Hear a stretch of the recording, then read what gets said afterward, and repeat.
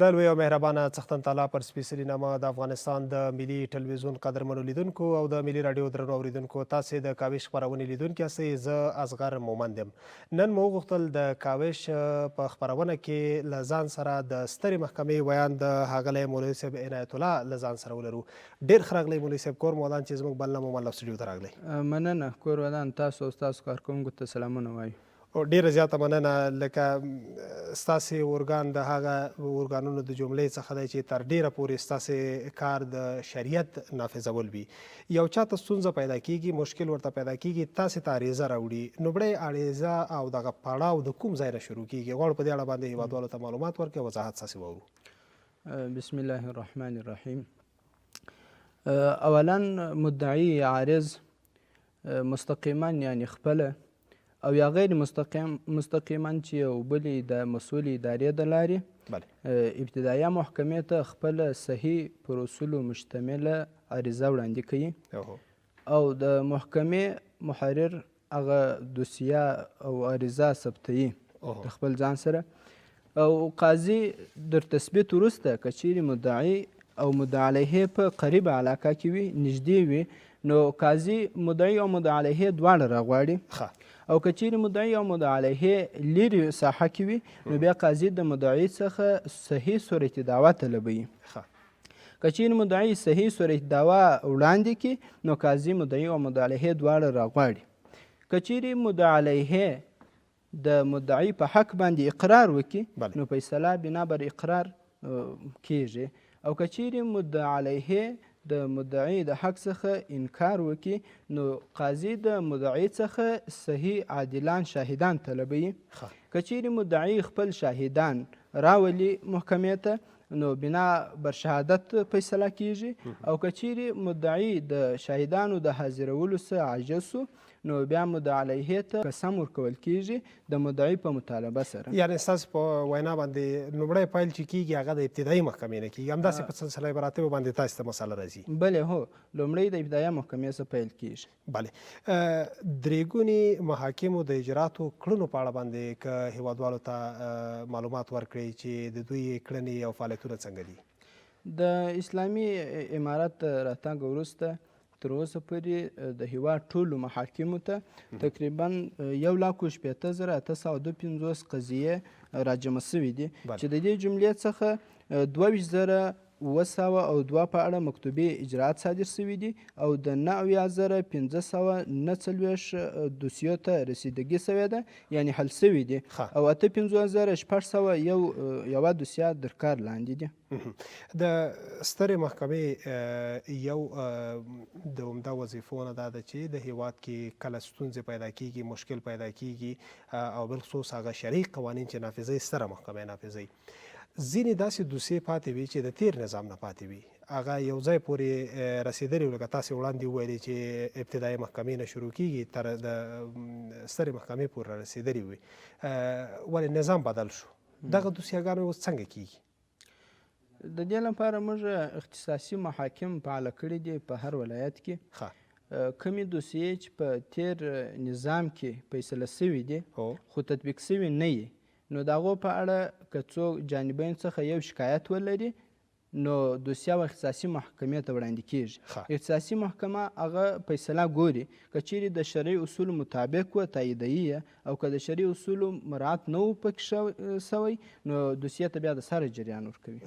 یعنې هغه دوسیهګانې چې تر یوه ځای پورې رسېدلي د هغې ځای نه بیرته هغه دوسیه څېړل کیږي، بیا ته جریان ورکول کیږي. تاسې یو د تفتیش یو ریاست لرئ، دغه ریاست عمده وظایف او کارونه څه شی دي؟ موږ د سترې محکمې په تشکیل کې د تفتیش او پلټنې عمومي ریاست لرو چې تقریبا 25 اعضا پکې کار کوي.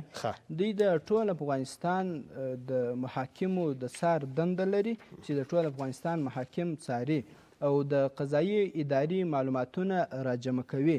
هلته د محاکمو دوسیې، فیصلې، عریضې، وثایق او ټول جریانات مشکلات و شکایات ګوري اوري او د وروستني اجراءاتو لپاره یې د سترې محکمې مقام ته او معاونیت اداري ته یو راپور وړاندې کوي چې هغوی بیا په اړه اصولي اجراات کوي. بله تر اوسه پورې د سترې محکمې چې دا تاسې د مطبوعاتو مسؤل یاستئ د ولایاتو او یا په ولسوالیو کې داسې ویل کېږي چې ځینې برخې هغه لا نه دي فعال شوي، ولې موږ چې څومره ستاسې د اداراتو نه معلومات اخیستي دي هغوی وایي چې په ټول هیواد کې د سترې محکمې هغه فعالیتونه په نارمل شکل باندې روان دي. غواړو په دې اړه باندې ستاسې وضاحت وورو.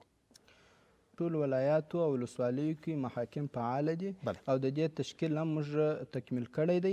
حتی نوې ولسوالۍ چې رامنځته سوي دي د هغو دپاره هم تشکیل جوړ سوی او منظور سوی دی چې ټول افغانستان کې محاکم فعاله دي. بله د قاضیانو د تقرر په اړه راته که ووایاست، یو څوک چې مقرریږي تقرر اخلي هغه که په ولایت کې وي که په مرکز کې وي پروسه څنګه ده؟ د سترې محکمې له طرفه د قضایي او اداري کارکوونکو د ټاکلو لپاره یو کمیسیون جوړ سوی دی چې د هغوی د طرفه ټاکنې کیږي. د کارکوونکو د اهلیت، دیانت، استعداد ته په کتو سره تر امتحان اخیستلو وروسته د هغه نوم د معاونیت اداري له طرفه د سترې محکمې عالي شورا ته وړاندې کیږي چې د عالي شورا در اتفاق وروسته د منظورۍ دپاره مشرتابه ته استول کیږي او مشرتابه یې په اړه منظوري ورکوي. بله د تقرر هغه پروسه د هغه شانتې ده څنګه چې تاسې وویلي. تاسې د خپلو کارمندانو یا د قاضي صاحبانو د ظرفیت د لوړونې دپاره په ستره محکمه کې کوم پروګرامونه لرئ؟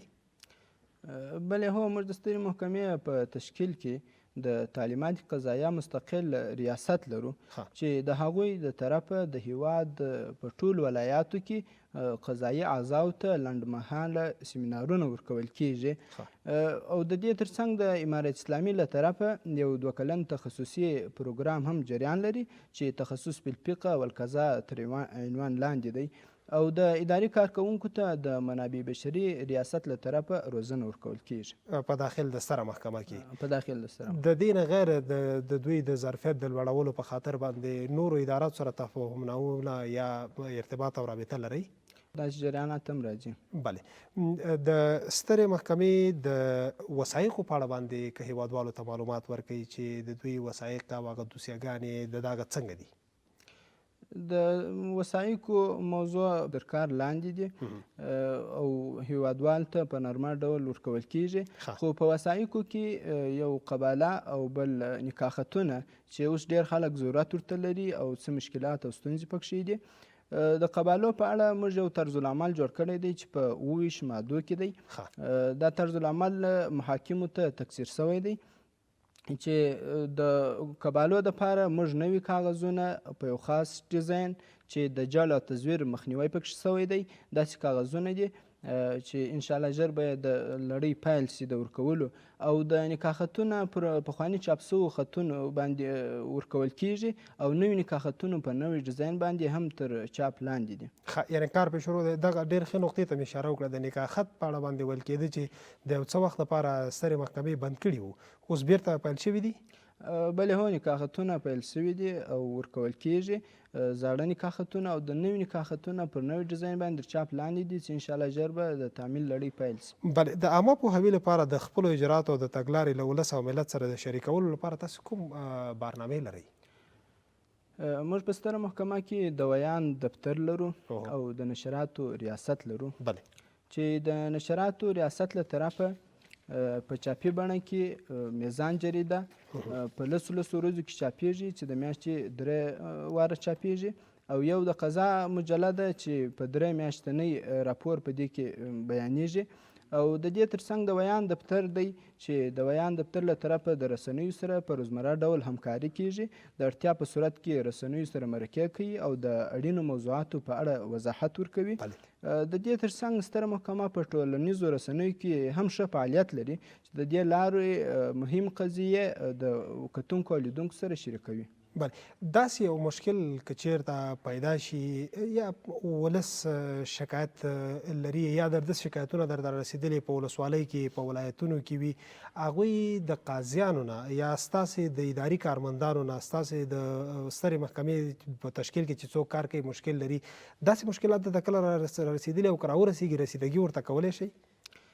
بلې هو مخکې مو وویل چې موږ د تفتیش مستقل ریاست لرو له هغوی د طرفه د ټولو محاکمو اداري او قضایي کارونو څارنه کیږي خو الحمدلله په قضا برخه کې تعین سوي علما دیانته خلک دي چې تر اوسه داسې خاص ستونزې نه دي راغلي که بیا هم بالفرض څه ستونزه وي نو د هغه په اړه د سترې محکمې له طرفه لازم اجراات کیږي. د سترې محکمې د تشکیل ساختار او د جوړښت په اړه باندې که هیوادوالو ته معلومات ورکوي.